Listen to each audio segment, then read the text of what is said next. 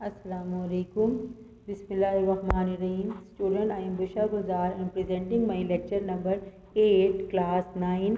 Subject is biology and unit number 4. हमने भी बेटा लास्ट चैप्टर जो आपका फिनिश हुआ है चैप्टर नंबर 3 उसे क्लोज किया है. That was very important chapter and जो हम अब शुरू कर रहे हैं chapter number 4, it is also very important.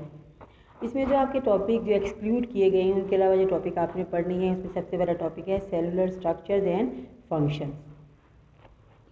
हमने पढ़ा where we are familiar with the basic organisation of eukaryotic cell. Here we will get some detail learning about cellular structure and function. A cell is made by the assemblage of organelles. आपको पता है organelles मिलकर cell बनाते हैं और molecules और atoms मिलकर organelles बनाती हैं. और सब स्ट्रक्चर जो सेल के अंदर होते हैं मगर दोज आर नॉट ऑर्गेनेल्स. वो ऑर्गेनेल्स नहीं है बट वो सेल के अंदर मौजूद है. उनके बगैर सेल हो ही नहीं सकता, पर उसकी एग्जिस्टेंस ही मुमकिन नहीं है. ये स्ट्रक्चर्स कौन कौन से हैं? Cell wall, cell membrane, cytoplasm and cytoskeleton. सबसे पहले जो हम पढ़ने वाले हैं वो है cell wall. We know that not all living organisms have cell wall around their cells. Animal and many animal-like protists. Cell wall is a non-living and strong component of cell, located outside the plasma membrane. ये plasma membrane के बाहर होती है. आपको पता है तमाम living organism के गिर्द नहीं होती है, प्लांट के गिर्द होती है. जैसे एनिमल और कुछ एनिमल लाइक प्रोटिस्ट के गिर्द नहीं होती है, मौजूद नहीं होती सेल वॉल. और ये नॉन लिविंग है, स्ट्रॉन्ग कंपोनेंट है सेल का और लोकेट कहाँ करती है? Outside the plasma membrane. It provide, इसका फंक्शन आ गया shape, strength, protection and support to the inner living matter material. यानी प्रोटोप्लाज्म ऑफ सेल को ये शेप देती है, स्ट्रेंथ देती है, प्रोटेक्शन देती है और सपोर्ट करती है. बहुत सी variety of chemicals are present cell wall. The outer layer of plant cell wall is known as primary. सबसे बाहर उसकी प्लांट की जो सेल वॉल होती है उसे हम प्राइमरी सेल वॉल कहते हैं. और सेल्यूलर इसका मेन कंपोनेंट है इसके केमिकल में. और कुछ प्लांट जो होते हैं उनमें फॉर एग्जांपल जाइलम सेल जो हैं also have secondary cell wall. उनकी सेकेंडरी सेल वॉल उनकी इनर साइड पर बन जाती है जो थिकर होती है और इसके अंदर लिग्निन और दूसरे कुछ केमिकल मौजूद होते हैं. There are pores in the cell wall of adjacent cell. जैसे एडजेसेंट सेल है, मेन सेल हैं, उनके अंदर कुछ पोर होती है through which the cytoplasm is connected, जिसके ज़रिए दो सेलों का जो साइटोप्लाज्म है आपस में कनेक्शन रखता है. And these pores are called plasmodesmata.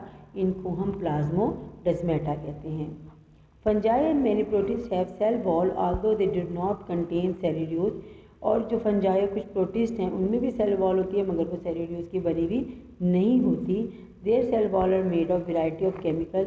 उनकी बहुत ज़्यादा जिसके अंदर केमिकल आपको मिलेंगे. फॉर एग्जांपल जो काइटिन है ये प्रेजेंट होता है सेल वॉल और फंजाई की सेल वॉल में काइटिन मौजूद होता है, जबकि प्रोकैरियोट के सेल वॉल में पेप्टिडोग्लाइकैन यानी कि complex of amino acid and sugar मौजूद होता है. अब आपका नेक्स्ट टॉपिक है बच्चे सेल मेम्ब्रेन.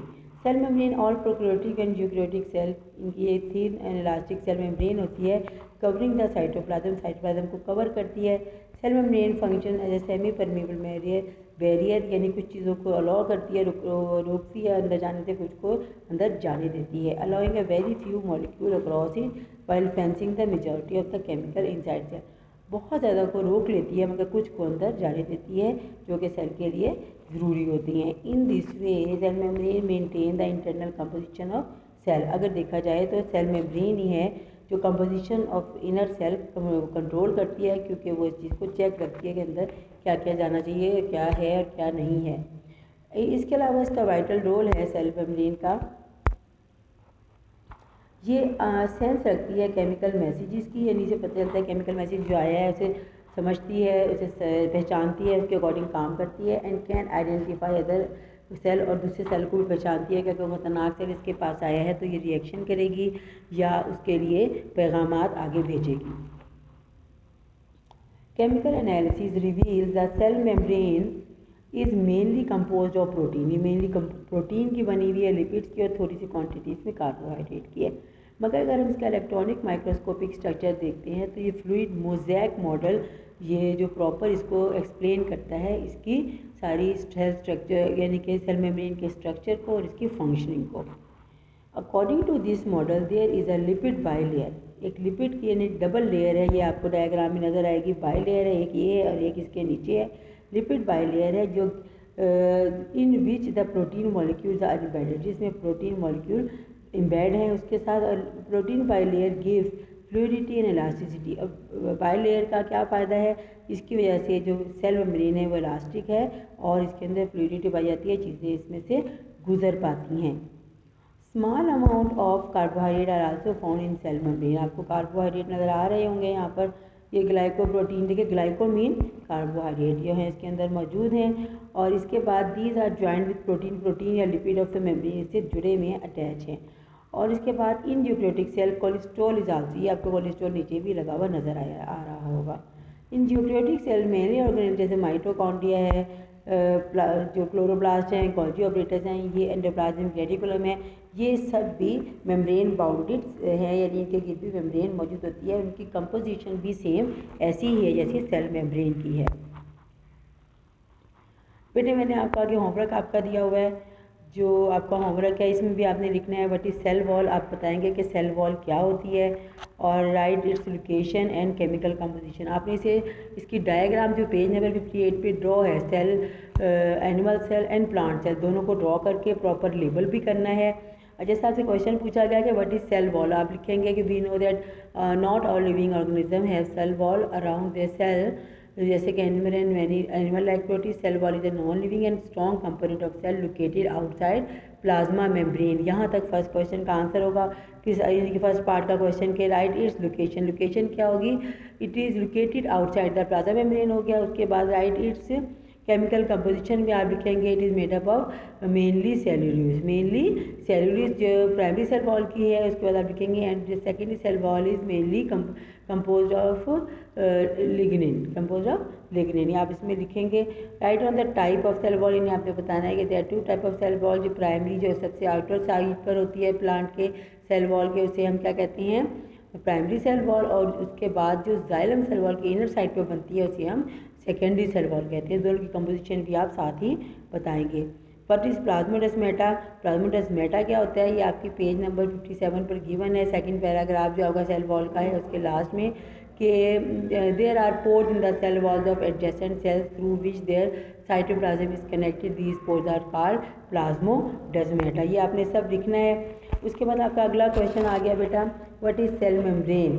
तो पेज नंबर 57 पे जो आपका लिखा हुआ है ना, are prokaryotic and eukaryotic cells have a thin and elastic cell membrane covering the cytoplasm.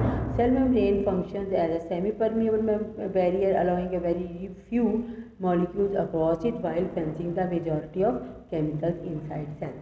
यहाँ तक आपने इसका पहले का आंसर लिखना है कि what is cell membrane, right and draw the fluid mosaic model of cell membrane का फ्लूइड मोज़ेक मॉडल ड्रॉ करना है और लिखना भी है कि क्या उसका मॉडल आपको उसमें बताया गया है। तो इसमें आपका पेज नंबर 59 पे fluid mosaic model figure 4.9 given है, प्रॉपर बना के अच्छी से इसे ड्रॉ करिएगा। और इसके बाद इसके ऊपर जो पैराग्राफ आपका गिवन है उसमें सारा बताया गया फ्लूइड मोज़ेक मॉडल के बारे में। आप यहाँ से शुरू करेंगे कि electron microscopic examination of cell membrane have led to the development of fluid mosaic model of cell membrane से लेकर आपका according to this model से लेकर एंड पे सेल बाय सेल मेम्ब्रेन पे पैराग्राफ ख़त्म हो रहा है। यहाँ तक आप इसको मेंशन करेंगे और उसका डायग्राम बहुत सारी चीज़ें बना के उसको आपने ड्रॉ भी करना है।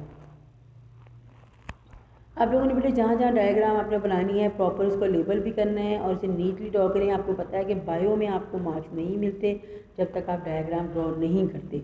अदरवाइज़ आपके अगर 5 मार्क्स या 6 मार्क्स का फॉर एग्जांपल क्वेश्चन है तो और आपने डायग्राम ड्रॉ नहीं की 2 से 3 मार्क्स आपके उसमें से डिडक्ट कर लिए जाते हैं, यानी नहीं।